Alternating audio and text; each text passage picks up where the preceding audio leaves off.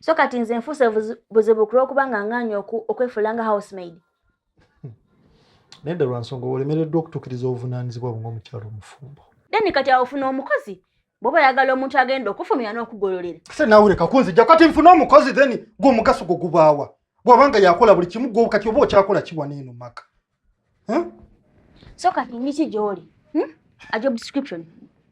You're my wife. Oli mukazi wange. Nileka kweyisanga bano ba roommate ng'onoonya bulungi just kulya nakwebaka nakubeera ku TikTok. Mike, olina okunjagalanga bwendi gwe omukwano omutuufu. So sigugezako kunkyusa buli kaseera.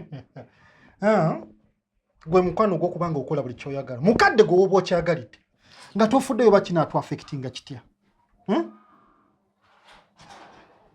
Rita, njogedde naawe. Rita nkubuuliridde.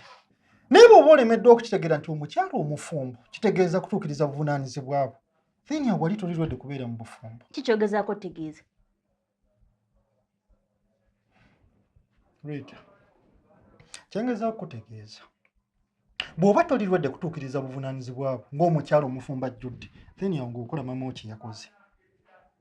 Ng'ogenda.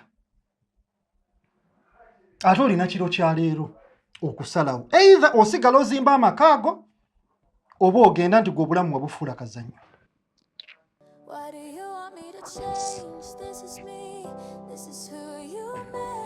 Asinga okwagala muntu.